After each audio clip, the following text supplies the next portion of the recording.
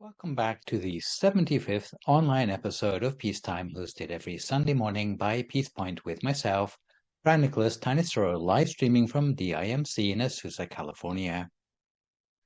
Last time you saw me, we looked at blessing number 33 on Seeing the Four Noble Truths. With the Dhamma talk today, we'll continue on our journey through the 38 blessings to the final blessing in the Practice for the Eradication of Defilement subsection. That is number 34 on the Attainment of Nirvana. So today's session will run to about an hour and 10 minutes, starting with a 20-minute talk to distinguish the different sorts of nirvana, then 40 minutes of meditation and 20 minutes on debates surrounding nirvana and the practicality of attaining it. According to Buddhism, nirvana is the ultimate attainment to aim for in one's practice. It's something which, amongst the world religions, is a distinctive feature of Buddhism. We all know that attaining nirvana is a major feat. Even to understand the concept of nirvana is also a huge challenge, because it requires steadfast understanding of almost all the preceding blessings, especially those found in groups 8 and 9.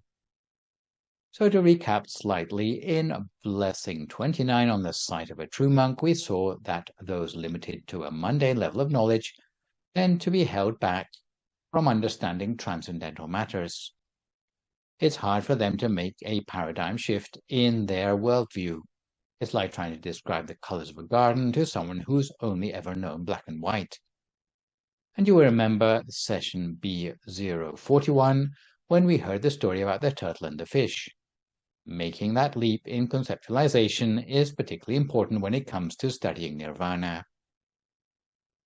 Next, in blessing 30 on the regular discussion of the Dharma, we recognize that laterally in the blessings it's become increasingly hard to explain the subject matter in material terms.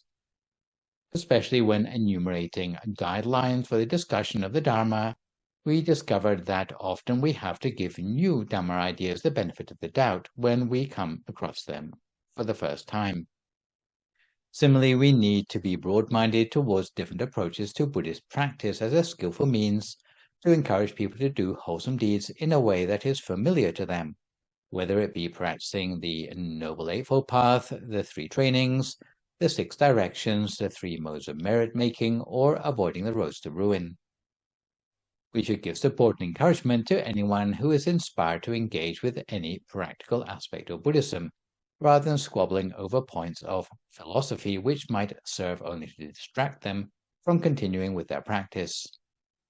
Even though different schools may differ in opinion concerning the higher philosophy by referring to different parts of the scriptures or of differences of interpretation, surely we would be better to agree to disagree on these subjects rather than to let these differences cast doubt on what we are practicing. And we come back to that expression again about not letting perfect be the enemy of the good. All spiritual cultivators are rather like long-distance travelers in the cycle of rebirth. Even though we might differ in our expectations about our destination, we still get encouragement by having some company along the way, even if our companions have slight differences in the way they practice. For as long as people stay with the middle way of practice, they continue to make progress, and one day when they reach their destination, they will each be able to see firsthand the nature of our destination without recourse to competing interpretations anymore. On the other hand, if we fight amongst ourselves before we've even got there, it does nothing but waste valuable time and energy. Moreover, a mind seeded with doubt may cause us to backslide by despairing about the point of keeping precepts or meditating. This is why philosophers and practitioners tend to gravitate to different groups, and never the twain shall meet. 2 blessings ago, in blessing 32 on practicing the Brahmafaring, we came across the equivalence between states of mind and realms of existence, and as we shall see in a few moments, the same principle holds true in the present blessing.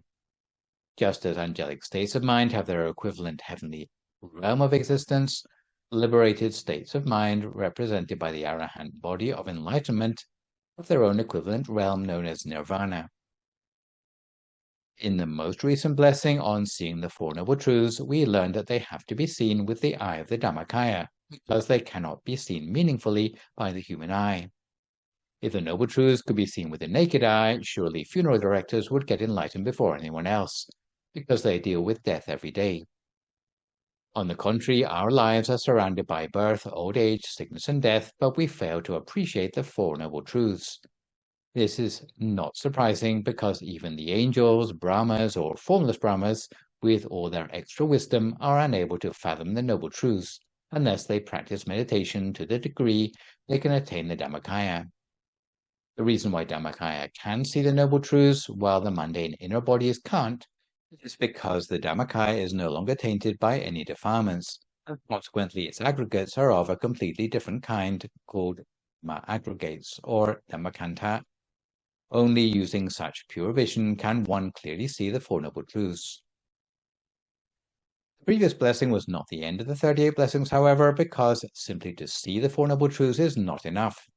You have to remove the defilements from all the bodies that are still defiled, so that they are as pure as the Dhammakaya, something which is not easily accomplished. To attain the Dhammakaya is only like someone who has succeeded in passing their college entrance exams. Acceptance doesn't guarantee that you'll graduate. There are plenty of people who drop out during college. It's the same for your practice of meditation.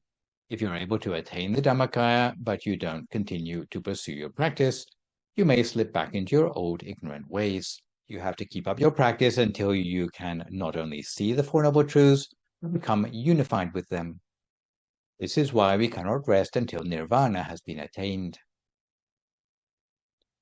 Before embarking on academic study of things like Nirvana, I should probably give a quick heads up on the best approach to studying higher teachings, because Buddhist teachings can generally be separated into two levels. On the first level are teachings for practice, which would include teachings like the Noble Eightfold Path, the Threefold Trainings, the Four Bases of Sympathy, the Six Directions, the Three Modes of Merit-Making, and the Four Foundations of Success. Sort of teachings make up most of the 38 blessings because they are straightforward to understand and put into practice. The second level of teachings on metaphysics, sometimes known as Abhiprajna, would include more metaphysical teachings beyond what meets the naked eye, such as cosmology, nirvana, the supernatural, and the logic of karma. No special advice is required when discussing the teachings for practice, apart from making sure the right practice is applied to overcome the right problem. However, when asked questions about subjects of higher philosophy, especially the so-called unfathomable questions or ajintaya, such as eschatology, whether the Tathagata still exists or not after death, often the Buddha would intentionally avoid giving a direct or comprehensive answer, not because he had nothing to say, but because he knew if the listener had not practiced to a sufficiently high level, they would misconstrue the answer. He realized that on balance, a comprehensive answer might do more damage than good. As students of Buddhism, it's therefore necessary for us to accept that the Buddha never gave detailed descriptions of subjects of metaphysics. He would simply leave us with the implications. In other words, it's up to us to fill in the details through the results of our own practice. This lack of detail is a two-edged sword because although it ensures a lack of dogmatism amongst those who have not directly experienced the metaphysical, it also leaves room for interpretation. But although we try to avoid dogmatism, it's also a mistake to avoid guidelines completely. In the majority of the Buddhist textbooks, the higher stages of practice are rarely described in detail because all these things are taken to be merely the outcomes of meditation. It's all very well leaving the student to discover things by themselves. For some people, the uncertainty might lead to discouragement. They might worry, does nirvana really exist, or is it just a fairy story? For such practitioners, some guidelines are useful, if only to inspire them with the confidence to practice further until they can know nirvana for themselves. On the other hand, giving too much detail may be counterproductive, especially for those who tend to think, now I know nirvana is a reality, there's no point in trying to prove it for myself. Better go back to bed instead of meditating. When studying nirvana, it's therefore necessary to take as some form of guidance the little scriptural evidence the Buddha did offer us. When speaking of nirvana, the Buddha did assert that nirvana exists, but his description of characteristics of nirvana consists of a series of negations rather than confirmations, for all the reasons I've already mentioned. As a result of this lack of detail, we can make no firm conclusion about certain characteristics of nirvana from the scriptures, as we shall see later when we consider the characteristics of nirvana. However, what we can say about nirvana for sure is that it does exist.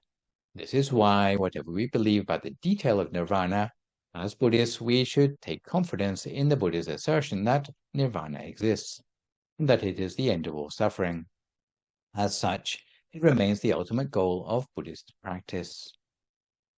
The word nirvana or nibbana in Pali language has a variety of meanings. Nirvana can be translated literally as extinguishing, or it can mean escape. Where it means extinguishing, it means the extinguishing of defilements or of suffering. Where nirvana means escape, it means escape from the triple world.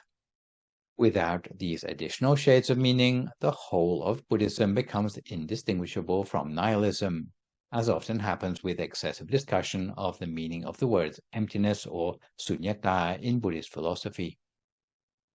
As with states of mind and realms of existence, the word nirvana can have two levels of meaning.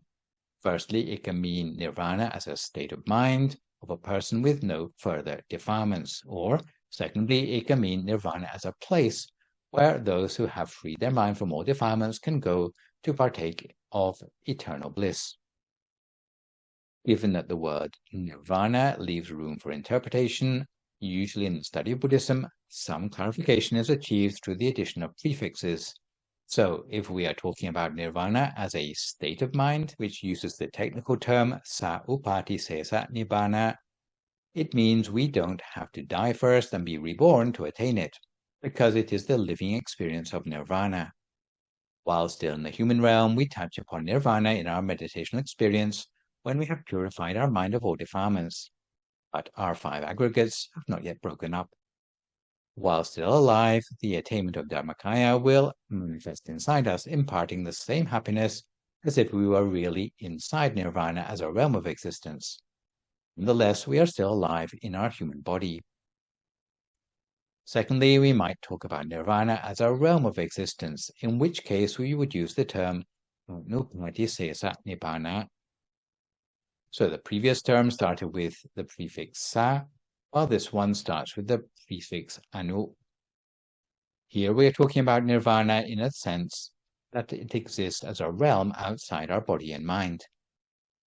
Sometimes it is referred to as posthumous nirvana because we can only go there after the final breaking up of our five aggregates. So we will not be reborn again.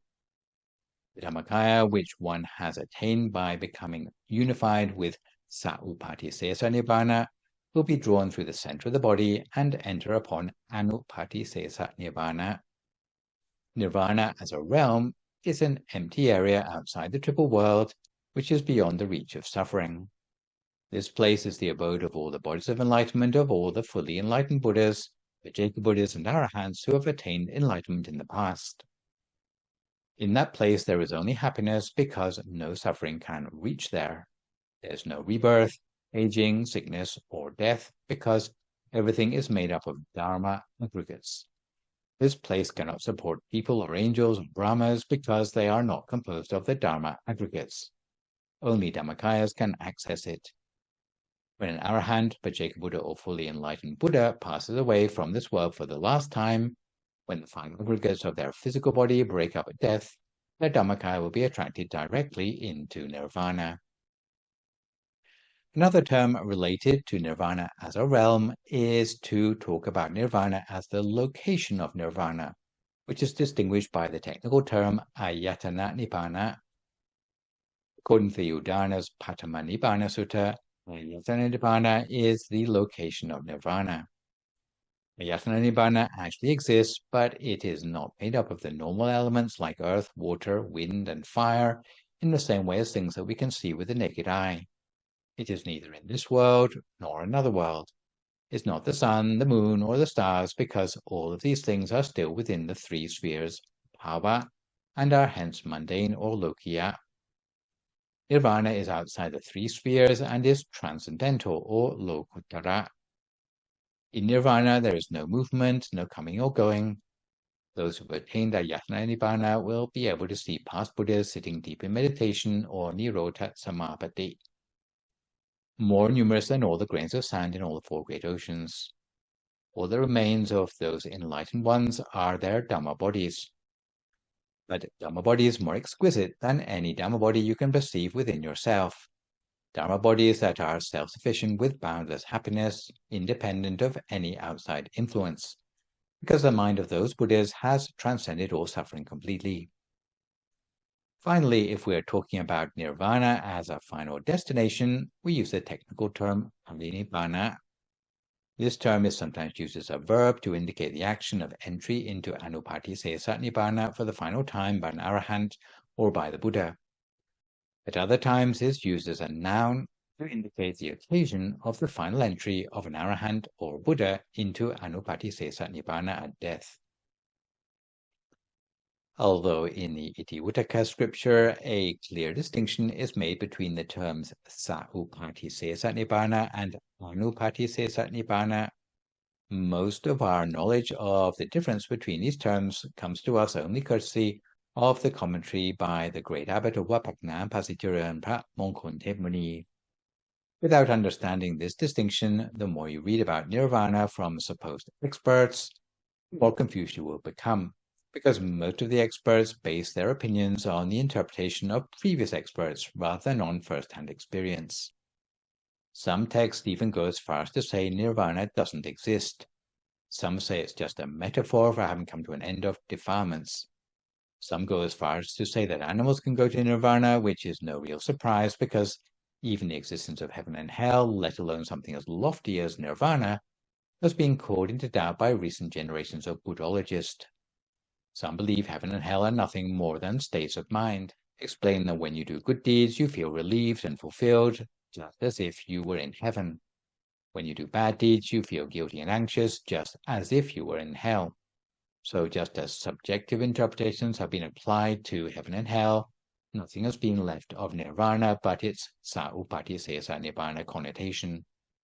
We are therefore fortunate still to live in a historical era when the testimonies of those who have actually seen nirvana are still within living memory, so that our inspiration to cultivate ourselves until being able to attain nirvana can be supported by something more substantial than a mere legend. So before we come to time for our meditation today, there is time for a quick scriptural story that highlights the difference between nirvana and the realms of the triple world. Once in Rajagaha in ancient India, there was a Brahmin by the name of Wangisa, who practiced a form of necromancy by which he could tell the afterlife destination of a cadaver simply by tapping its skull. The Brahmins were very proud of Wangisa and paraded him from village to village so that people would flock to him and pay handsomely to find out where their various dead relatives had been reborn. On one occasion, Wangisa and his party visited a village not far from the Jetavana monastery where the Buddha was residing. They met many of the Buddhist supporters there, so the Brahmins invited them to consult Wangisa about their relatives' afterlife destinations. The Buddhist supporters were indignant, however, and protested, "What does Wangisa know? Our teacher is the one without a rival. He alone is the enlightened one." As a result, there was a heated argument between the Buddhist supporters and Brahmins. Eventually, some saw sense and said, "Let's settle this once and for all. Take Wangisa to meet the Buddha, and they can have a showdown." So they went together to the Jetavana monastery, and the Buddha, knowing their intentions, instructed a monk to gather together 5 skulls, one from a person reborn in hell, one from a person reborn as an animal, one from a person returning as a human, one from a person reborn in the Deva world, and one of an arahant. The 5 skulls were placed in a row, and when Wangisa was shown the skulls, he could immediately tell where the owners of the first 4 skulls had been reborn. But when he came to the skull of the arahant, he was at a loss. The Buddha said, "Wangisa, don't you know? I know where the owner of that skull has gone. Wangisa then urged the Buddha to teach him the skill by which he would have the ability to tell where the Arahant had been reborn. The Buddha told him that the condition of learning such a skill was that he would have to become a Buddhist monk. Wangisa reluctantly agreed and told his Brahmin friends to come back for him later when he had mastered the skill.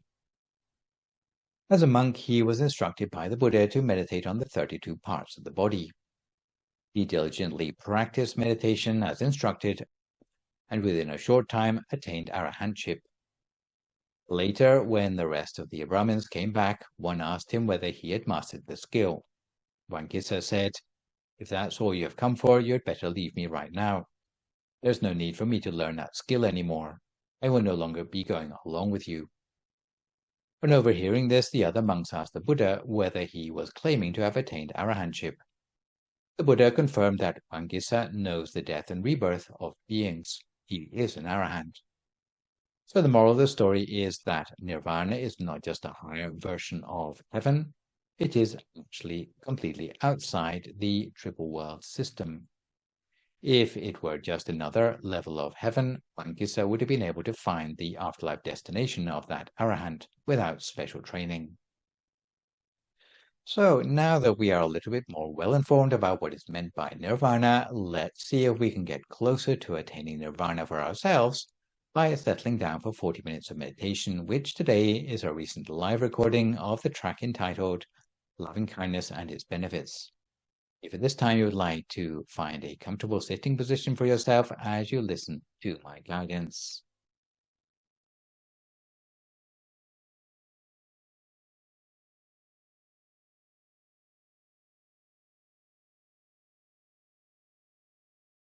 So if you'd like to start by finding a comfortable position for yourself in meditation. If you're sitting on the floor, then with your right leg over your left leg, your right hand on your left hand, with the index finger of your right hand touching against the thumb of your left hand, with your hands palm upwards on your lap. If you're sitting on a chair, then sit with your back fairly straight and find a position of poise for yourself, by which you feel alert and yet relaxed, not leaning too far forward nor too far back, not leaning to the right nor to the left. And make sure your eyes are only very gently closed. Never squeeze your eyes closed, but close your eyes gently, in much the same way you'd close your eyes to go to sleep. And make sure there's no heaviness on your eyelids. If you notice that your eyes are closed too tightly, or if there's any heaviness around your eyes, then you may need to open your eyes and close them again more gently still. From there you can slowly scan down through the whole of your body to make sure each and every muscle in your body is as relaxed as possible.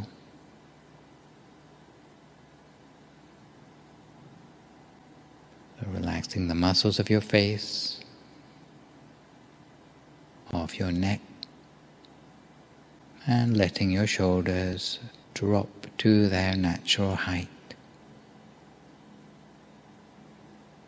Your upper back should be fairly straight, more or less at a 90-degree angle with the floor. And with your head and your neck upright. Scanning further down by relaxing your torso, both of your legs,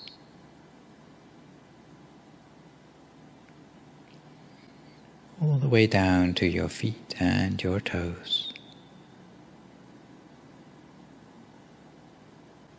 until you're fairly satisfied that no part of your body remains with any sort of stress or tension anymore. If you do notice anywhere where tension still seems to linger on, you can do your best to relax it as far as possible, allowing you to let go of your body, let go of any concerns about your body, allowing you to turn your attention inward, to focus instead on the feeling inside you, allowing the relaxation of your body and mind to lead you back to the present moment.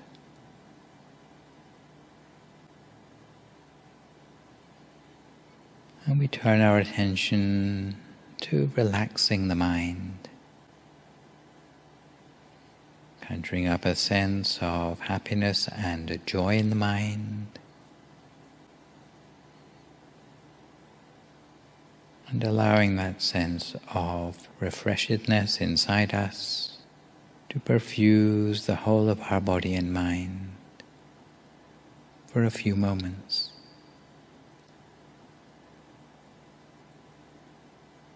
Washing away any worries or concerns, unburdening our mind to leave a sense of lightness and expansion and wholesomeness. Just putting aside all the things that belong in the past, together with whatever will be in the future. And for a few moments we remain in the here and now, which is a useful way to take back control of our own mind, which in the present day is a luxury and a gift in our lives. So we need to embrace any opportunity for this, as we gradually bring our state of mind toward a state of bliss and ease and relaxation, with the same simplicity of bringing a gentle smile to our face, noticing how a smile might relax the muscles of our face, and extending the same feeling to our whole body and mind, like some sort of special medicine that doesn't cost a penny. And as with many things in meditation, approximating to happiness will pave the way to actual happiness, just by reconnecting with the feeling. It's like bringing ourselves back from the normal stresses and worries of our lives. Otherwise our life can be something that's no longer truly our own, almost as if we were sleepwalking through life, or functioning on autopilot, with no awareness of the present moment. But if we're able to stay in the present just for a few moments, immediately we start to heal ourselves, both in body and in mind, paving the way toward more subtle inner experience. And the secret of meditation is to do it with joy, with contentment, because generally anything that we don't take pleasure in will not lead us very far. And when we feel relaxed and refreshed, both in body and in mind, very gently and using no effort at all, we allow our attention to settle and to center to a point within the empty space of our body. Almost as if our whole body had been transformed into some sort of hollow shell.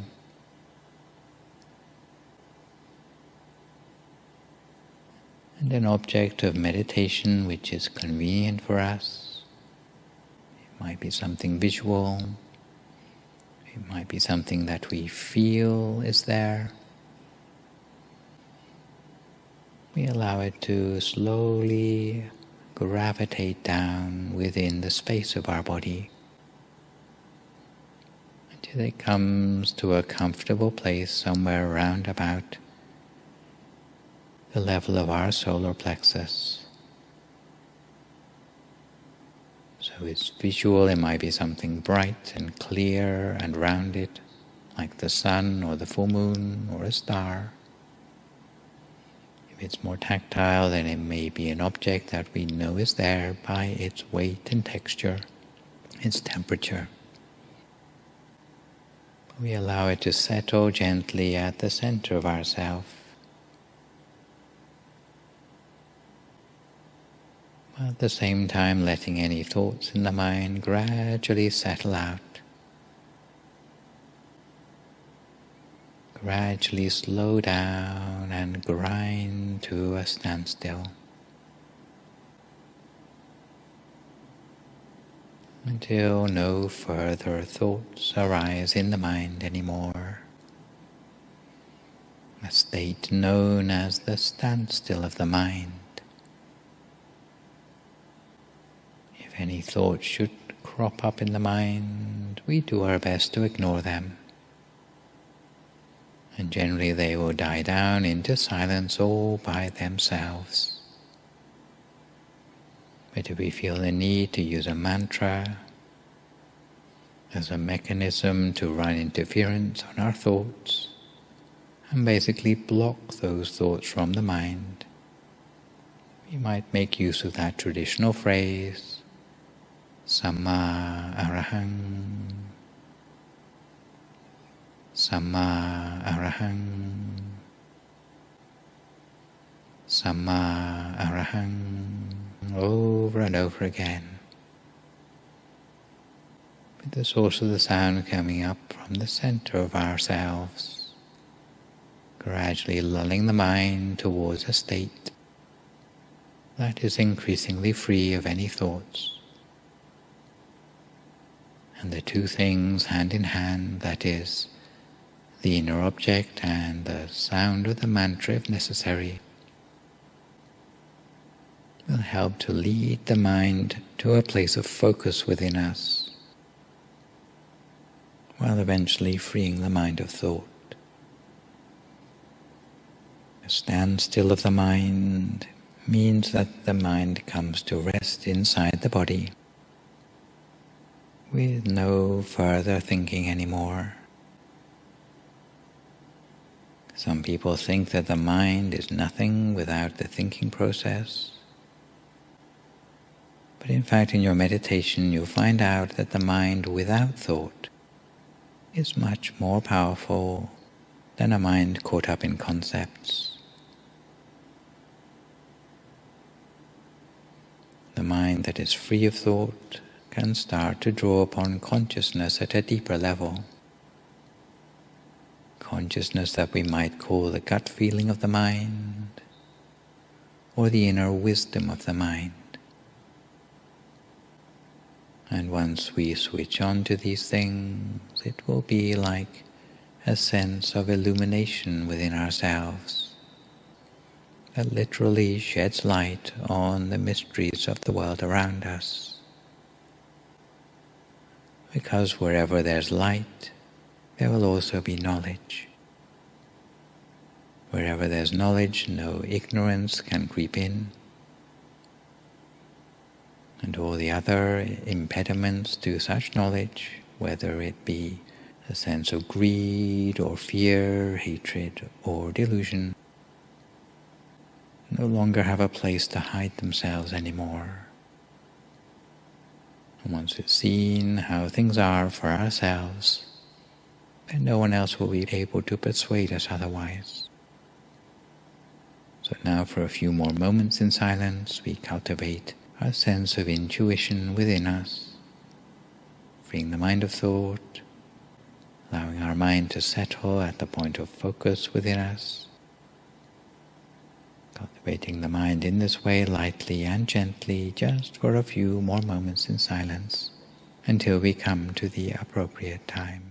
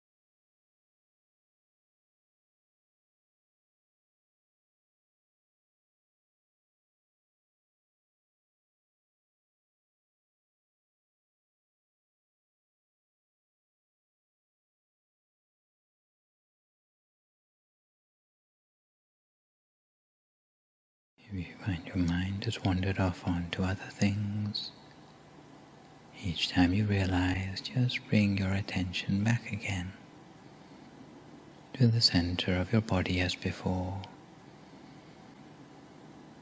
bringing your attention back to the center of the body as many times as it takes to build up that sense of continuity between your awareness and that special place at your center. As you continue to cultivate the mind in this way, you find that the number of thoughts become gradually less, with or without the mantra. You'll find that the gaps between the thoughts become gradually longer, until the gaps between the thoughts become longer than the thoughts themselves. And you start to be able to see through to what lies beneath the thoughts in the mind, beneath that superficial layer of rational thinking, giving you access to more intuitive places in the mind, a deeper level of the subconscious, gut feelings, inner wisdom, until at the point where the thoughts die down completely, you start to have a permanent connection to those deeper functions of the mind. Sometimes when we're new to meditation, we may find that there are so many things popping up in the mind, as if our mind is still busy, rather like the ocean with one wave after another. But if we're able just to accept that this is how the mind is, rather than getting worried or upset the way our mind behaves, then we will starve those thoughts of attention, simply acknowledging and bringing our mind back to the object inside us, until gradually we'll start to master the mind, rather than be slave to our own distractions. But for now we keep our mind on track, lightly and gently, keeping our mind in place with nothing more than a feather-light touch, each to our own practice for a few more moments in silence, until we come to time for some loving kindness meditation.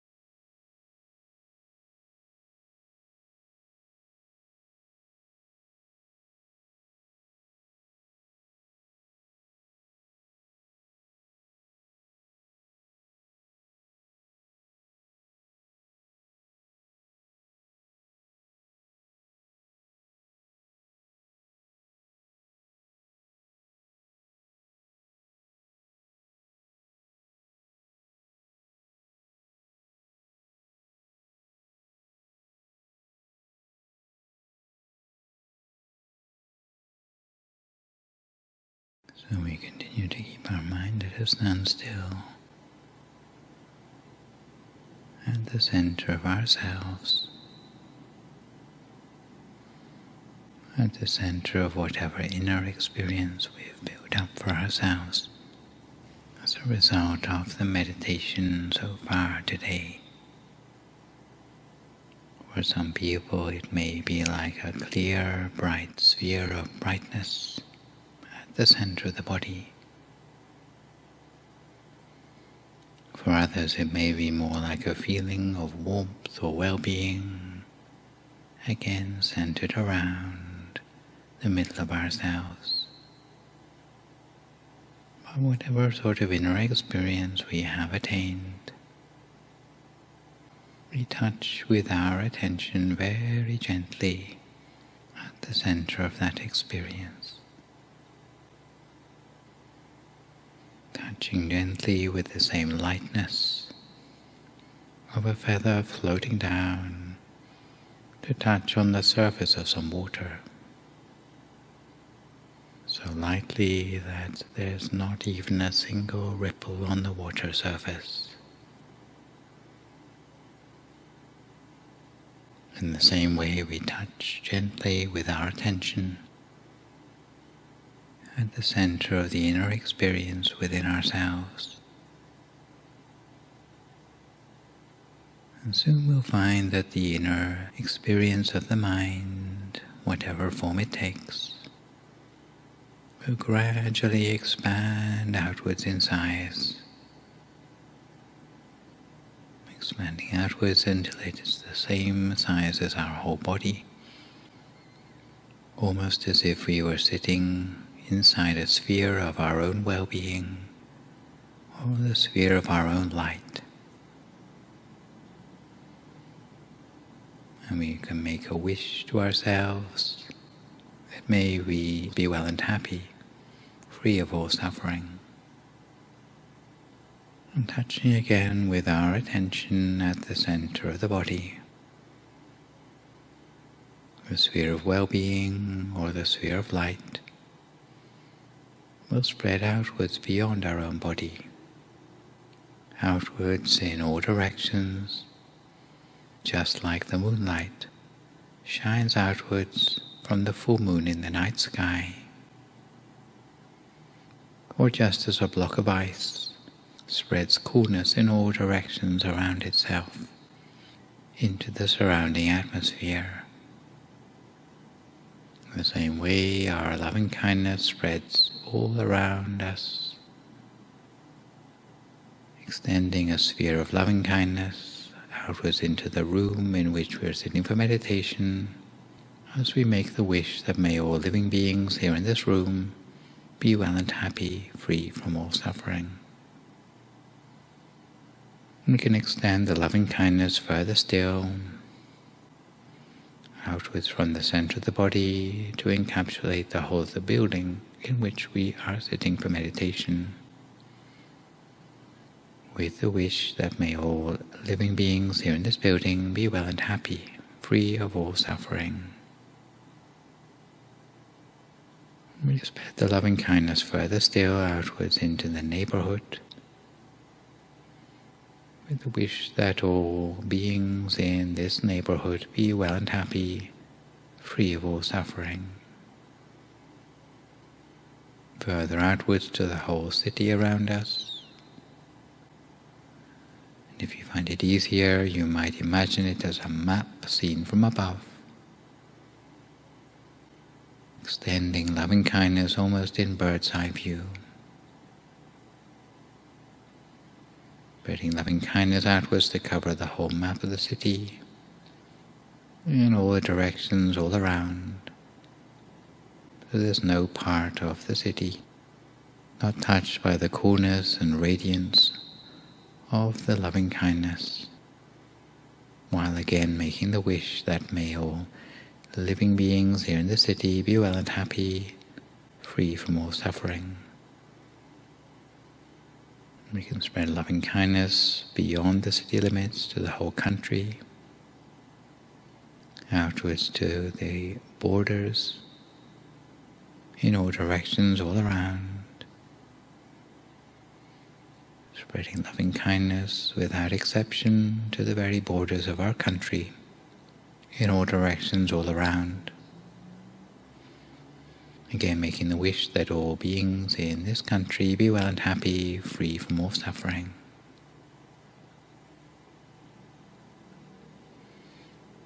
Before extending loving kindness to neighboring countries, outwards in all directions to living beings without exception, with the wish that may all living beings be well and happy, be free from all suffering. Outwards to the whole continent, every country on this continent, so that our loving kindness spreads its coolness and radiance to the citizens of every country, with the wish that all living beings on this continent be well and happy and free from all suffering. Outwards to every continent of the world, whether it be Asia, Europe, Africa, North and South America, Australia or Antarctica. There's no corner of the world not touched by the radiance and coolness of our loving kindness. Extending loving kindness to every place on the surface of our planet, again with the wish that every living being without exception, whether on the land, in the air or in the sea, be well and happy, free from all suffering, allowing all beings to live together in peace and harmony, so that true peace may prevail on our planet. And we can also extend loving kindness in all directions, outwards into the universe, to the front and the back, right and left, above and below. Extending our loving kindness outwards into the universe around us, with the wish that wherever there be living beings, they too be touched by our coolness and radiance of loving kindness. In this way we extend loving kindness without limits, without exceptions, to the galaxies and the cosmos around us. And in the days of old there were certain ascetics who used to specialize in the spreading of loving kindness, retiring to the seclusion of the forest in order to meditate. One particular ascetic used to favor the practice of loving kindness especially, practicing it on a daily basis, by day and by night. Whenever his mind was at ease, he would spread loving kindness, sometimes in the eastern direction, with the intention that may all living beings in this direction, even from the smallest creatures, 2-footed, 4-footed, with many legs or no legs at all, be pervaded by my loving kindness. On another day he might spread loving kindness in the same way to the western quarter, to the northern quarter, to the southern quarter, upwards or below. And by spreading loving kindness consistently and regularly in this way, he found that when he slept in happiness, slipping into deep meditation. It would bring him joy the whole the time, and he would have a dreamless sleep, or if he did dream, it would be of auspicious things. On waking, he felt refreshed, free of sleepiness, and he always had a radiant complexion because of his practice. There was danger in his midst that would never harm him, and he was loved and respected by humans and non-humans alike. He was able to enter upon meditation easily and attain higher meditation with ease, because he was able to let go quickly of external events, bearing no anger or grudges towards anyone. His mind was bright at the center of his body the whole the time. As a result of his loving-kindness practice, the forest where he lived soon became abundant with fruit.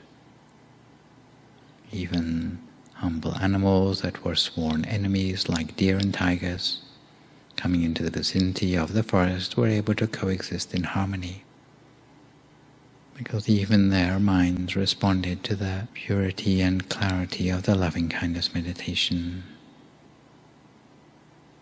So having spread loving-kindness in this way, we can condense our awareness back down again to the center of our body, taking careful note of the brightness, the clarity, feeling of peace and joy at the center of the body, and the sense of well-being. Remembering this feeling as well as we can, because this feeling represents the state of progress in meditation that we have made up until now. And if we can remember this feeling as well as we can, the next time we sit down to meditate again, we can start again from this feeling. Start by conjuring up this feeling, and then we can continue to make progress next time from where we left off. So for the last few moments of this meditation, we take a few moments to make a mental note of the state of our progress in meditation, remembering the feeling as well as we can for a few more moments now in silence.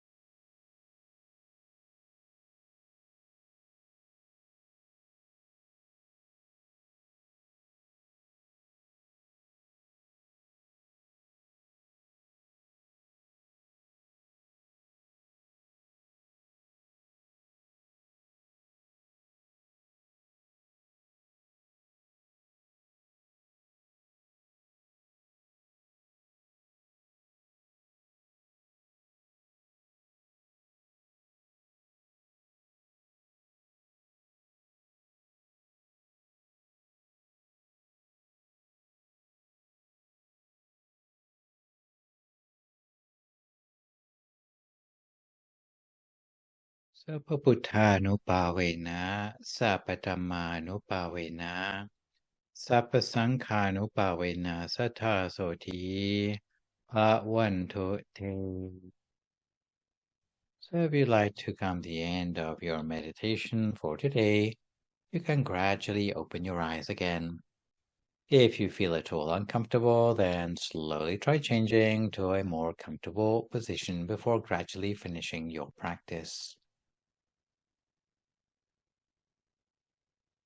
So to return gently to our subject matter for today, we continue by looking at some of the debate around the characteristics of nirvana that we are trying to attain.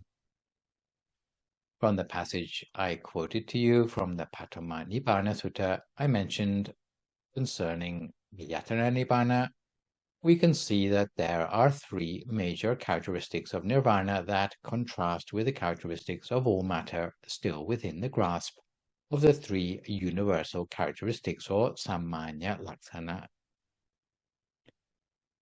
Normal phenomenon or dhammas with a small d, such as the five aggregates, are marked by impermanence, but nirvana is permanent.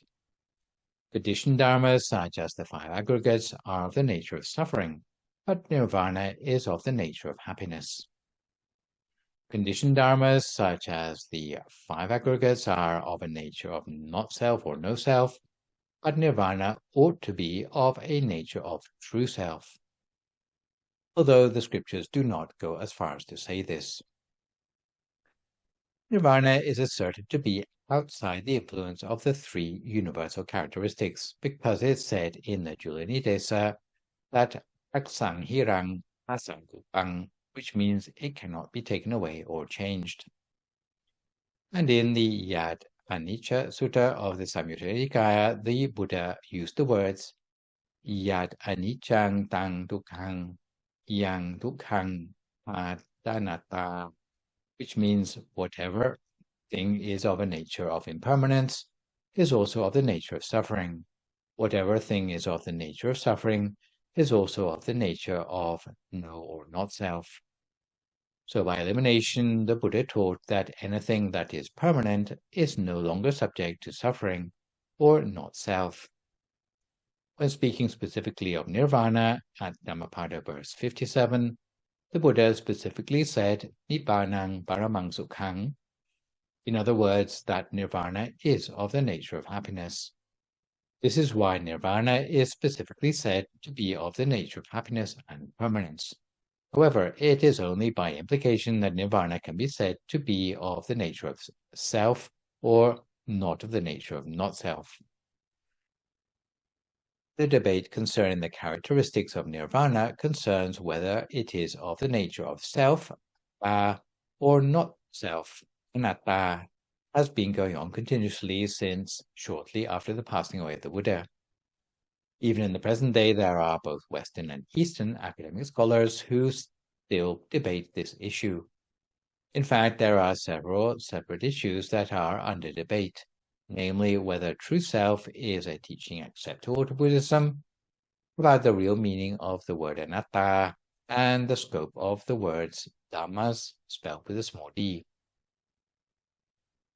To deal with each of these debates in turn, let's start with a debate on the existence of the true self or atta in early Buddhist teachings. There are proponents of both sides of the argument. Although accepting true self in the early teachings is often considered unorthodox, the advocates include two former presidents of the Pietech Society, Caroline Rhys Davis and Iselin Blue Horner, who are cited respectively in Stephen Collins' 1997 textbook, Selfless Persons, and in Peter Harvey's 1995 textbook, The Selfless Mind. They were supported in their view by both Christmas Humphreys and Edward Conze. The argument put forward by these pioneering scholars were that firstly, the Buddha never categorically denied the existence of a true self on any level of the truth, and secondly, that the original teachings of the Buddha imply that the true self exists in a state that is higher than the level of the five aggregates, or conditioned phenomena. They argued that the only reason the Buddha never referred directly to the existence of a true self is because those who have not attempted to practice meditation for themselves might misunderstand that the true self in Buddhism was the same as the one mentioned in the Upanishads. References for these arguments are found in Tipitaka texts in versions as diverse as the Pali, Sanskrit, Chinese, and Tibetan, to mention but a few. In fairness, though, I should acknowledge that there are many scholars who assert that any mention of true self in the teachings of Buddhism is heterodox or an outlier, and they too have their own scriptural citations for their arguments. The second bone of contention concerning nirvana is over the real meaning of the words atta and anatta. Confusion can arise in academic circles when scholars fail to contextualize technical terms in the scriptures. Those unfamiliar with the literature assume that any given word will have the same meaning irrespective of where it appears in the scriptures. However, since the Buddha was known to adapt his teaching to the character and needs of the listener, often identical words in the scriptures can have hundreds of different shades of meaning. The technical terms atta and anatta are no exception. Some say that the word atta means self in the same way that Atman means self in the Upanishads. Hindus teach that there is a self inside every one of us, which will ultimately be reunited with the great being, or Paratman. And Buddhologists are afraid that if self is accepted as a legitimate Buddhist teaching, it will be a concession to Hinduism. In fact, these fears are ill-founded because the word Atma has many possible meanings. It can mean the ego, or equally the pronoun me, or the possessive my. It can also refer to the higher concept of me and my for an angel or a god. The word atta can also mean true self in an ultimate sense. In the Digha Nikaya's Mahaparinibbana Sutta, it is used in the sense that the Buddha declared Attadipa viharati atta sarana ananya sarana Dhammadipa Dhamma sarana ananya sarana. And I translate literally, take yourself as your island. May you take yourself as a refuge. Take no other thing as your refuge. May Dhamma be your island. May Dhamma be your refuge. Take no other thing as your refuge. In this case, atta obviously has a different meaning from the word atta as used in the case of ego or the word Atman used in the Upanishads. This is why in the study of the Tipitaka it is essential to distinguish the definition of the vocabulary we meet contextually for each occurrence. For the word anatta, we need to be no less careful. There are those who believe the word anatta means no self, in other words, selflessness, and others who believe that it means not self, in other words, that which is not a self. To compare it with the equivalent term manuso, which means person, the word amanuso also exists. Should it mean no person, in other words, personlessness, or not person, in other words, that which is not a person. This gives a different angle when we look at the usage of the word self. For example, when the Buddha taught that the five aggregates or khandha are not the self, the implication is that the real self is elsewhere, outside of the five aggregates. This is why the Buddha taught us that the real self is our refuge, and that you can attain that true self by the practice of the four foundations of mindfulness or satipatthana, by seeing the body in the body, feeling the feeling, mind in the mind, and the Dharma in the Dharma. The third and final bone of contention is the interpretation of the words sapphe dhamma anatta. In other words, all phenomena are anatta. The debate is about the scope of the word dhamma or phenomena. Some commentaries, such as the Mahajula Royal Institute edition of the Jula Nitesa, include nirvana amongst the phenomena, while others do not. In those sources that don't include nirvana as one of the dharmas, the scope of phenomena extends to nothing more than the five aggregates. So, depending on whether you include nirvana amongst the dharmas, with a small d, nirvana will or won't be of the nature of non-self. For each of the debates I've mentioned, there are many supporting references from the primary sources in various languages. There is analysis of each in comparison with the principal teachings of Buddhism. There are conclusions of possible implications and conclusions from each side of the argument. For example, if there happened to be no self, how can we explain the operation of the laws of karma between one lifetime and the next? There's no consensus of opinion to the contrary, but the lack of clarity does nothing to quench the ferocity of the debates. For sure, if you want to attain nirvana, either as a state of mind or as a final resting place, you have to practice the Noble Eightfold Path perfectly. You need to perfect all 8 components at the same time, whether it be right view, intention, speech, action, livelihood, effort, mindfulness, or concentration. But another way, you need to uphold the precepts, which will give you right speech, action, and livelihood. You need to practice meditation, which will give you right effort, mindfulness, and concentration. You need to attain perfect wisdom, which will give you right view and intention. Just like when you're cooking, you need to add all the ingredients to turn your recipe into a meal. In order to attain the Dhammakaya at the initial level, in other words, Dhammakaya Kudrapu, you need to practice the precepts perfectly, even if your meditation and your wisdom are not so well developed. If you develop your meditation further, you will soon be able to see the Four Noble Truths, for which you need precepts and meditation that are perfect, while leaving your wisdom with a little room for improvement. Once you get to the point where all 3 precepts, meditation, and wisdom are perfect, only then do you have a chance to attain nirvana. So, the practicality is that as your wisdom improves, you'll be able to attain the Dhammakaya of an arahant. When an arahant passes away, their physical body goes to the funeral pyre, but their dhammakaya will enter upon anupati sesa nirvana, and there will be no further rebirth for them. In conclusion, if you want to attain nirvana, you have to attain nirvana that is inside yourself.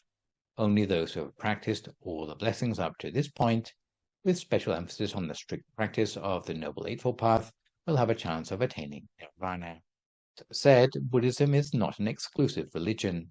Anyone who has cultivated as many good deeds as the Buddha or the Arahants can, like them, enter upon nirvana.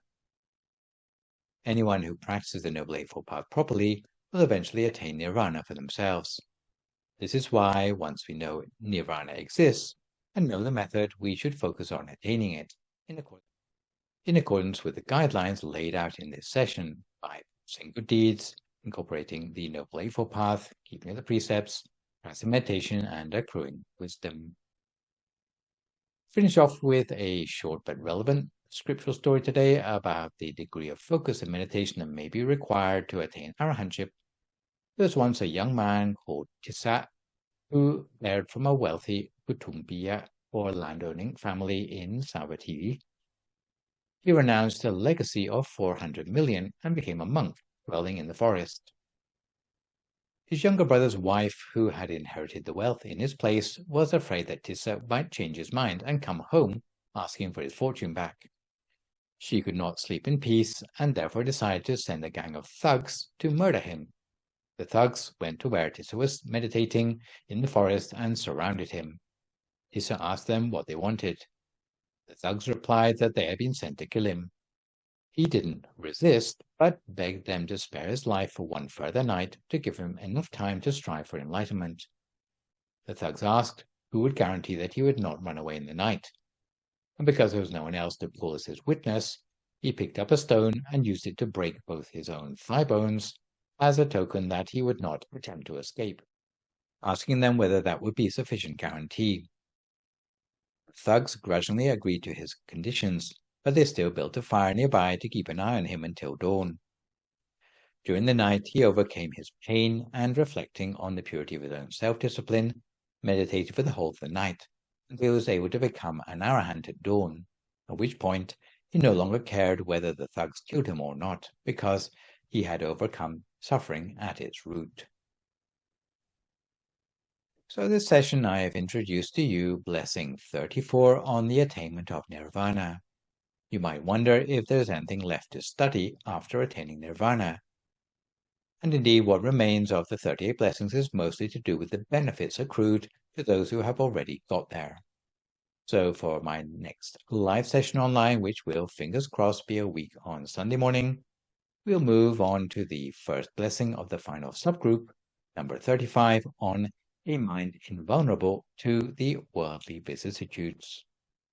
For good measure, I'd like to remind viewers that you can email your questions about meditation or what you've heard in the lecture to the email address that you can see spelled out in the slide, and do my best to answer these on my next session. In the meantime, I try to avoid recklessness or complacency as we continue to deal with the knock-on health and economic effects of the pandemic. Maintain a positive mood, speak only positive words, forgive others, extend good wishes to others, and meditate daily.